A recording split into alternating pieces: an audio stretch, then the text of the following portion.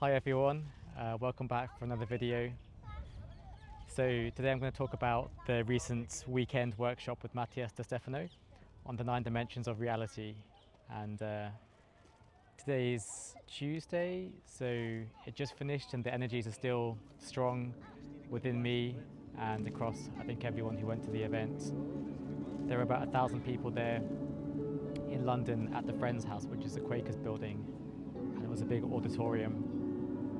And for those of you who don't know Matias De Stefano, he's hard to describe who he is exactly, but he shares knowledge on different dimensions, on ancient Egypt, on portals, and he uses sound to activate our Merkaba bodies and so on. So really quite an awesome teacher. And I'm going to share with you some of the key learnings that I found. I have to say it is difficult to process a lot of the knowledge that he talks about. Many of these great teachers, they're operating on multiple dimensions, and so you don't really listen with your ears, but you have to listen with your soul. And if you've watched my previous videos on Tracy Ash, then you'll know what I'm talking about. So what did I take away? Day one, we talked about the third dimension, the second dimension, and the first dimension. The first dimension being just a dot, an all-encompassing dot that sort of is just the oneness in everything, and it's not that you observe the one, but you are the one. So that was what I took away about the first dimension. The second dimension, of course, from the one, you create a line and you create a pole, which makes a polarity,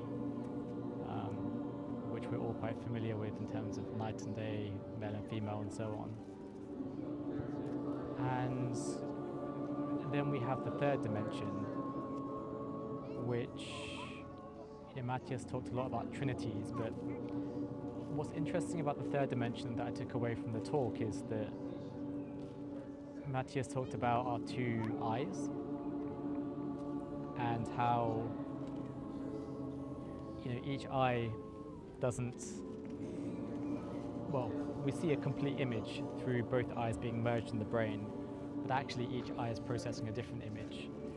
And he gave us an exercise to help us reach the fifth dimension by disaggregating those images, which I'll talk about in a moment. But what was interesting about the third dimension and how to see beyond it is to use the trinity of our third eye with our two real eyes, or I shouldn't say real, but two physical eyes, and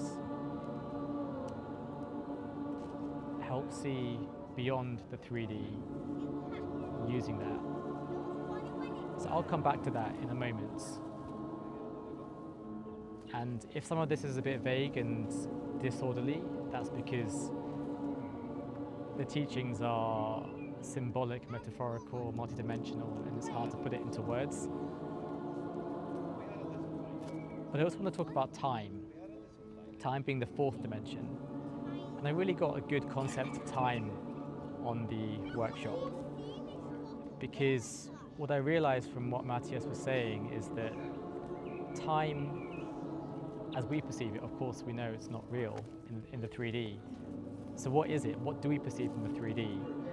Time to me, and what I perceived from the talk, is just a measurement tool, a number line, if you like, that we impose on space to create order from the higher dimensions. So imagine if you're in a town or a city, and in the east you have certain buildings, in the center you have certain buildings, and in the west you have certain buildings. Let's say the east is 5 miles away from the center, and the west is 5 miles away from the center. And let's say rather than miles, we call that minutes. Now you've got the east, which comes before, the center, which comes next, or now, and the west, which comes in the future, and they're each 5 minutes apart, which creates a number line or timeline. And that is essentially how we perceive time. It's a human-imposed measurement, like a number line to order space and higher dimensions. And so once you realize that, you realize that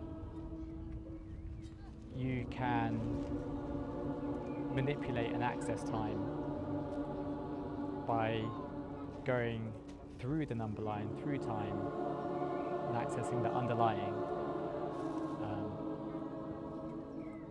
And also realizing that the past, present and future exists all together, and it's just about your perspective as to which one you're seeing at which time.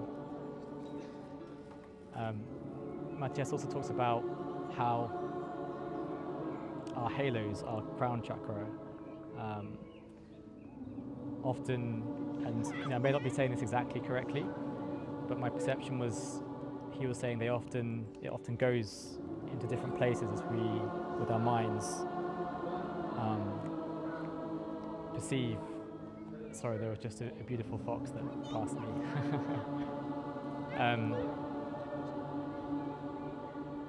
Yeah, as our halos go into different moves off center, this happens when we start thinking about other things, when we're not in time, when we're not present. And so this can be seen as our aura moving into different places. And so a really good exercise is to balance yourself by imagining a rod or a pole energetically going from the ground through all your chakras and your spine, through the top of your head, because this centers you and it centers your crown, and therefore it keeps you in time, it keeps you present. So that's about time. And finally, Matias gave us an exercise which I just talked about before, about how to see in the fifth dimension, where if you slightly blur your eyes, if you focus your eyes on one point, let's say a building in the distance or a pencil in front of you, and you slightly blur your eyes, what you'll find is you may see two of those pencils. Or if you look at someone into their eyes and you slightly blur, find the point just in front of them, those two eyes will create one eye. And when you do that, or you see double, you start to separate the two images of your eyes. And rather than seeing the world through one, so let's say normally you look at the world, particles or photons bounce off objects and go into your two eyes, and then your mind synthesizes those two images into one image. So rather than that approach, if you can, so that's like this, right? The two into the mind, which the map is not the territory, so the mind is a made up, your image of the world, your eyes, what they're seeing, is a made up image of the world. So how can we get closer to reality? Well, rather than doing this, we do this. So we use the third eye to look outwards.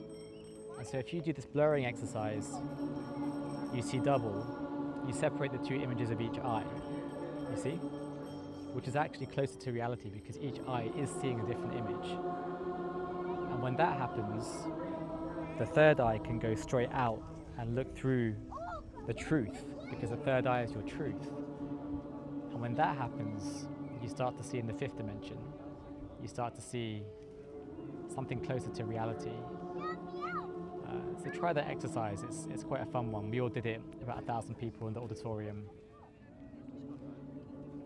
And yeah, we finished the Sunday evening with the most amazing, beautiful sounding, where Matias, as musician, played the piano and the drum, and 1,000 people were making the most beautiful sound and melody across the auditorium. Energy was flowing, and we did some meditations and activations. So yeah, absolutely beautiful as always. Thank you, Matias, and I'll catch you guys in the next one.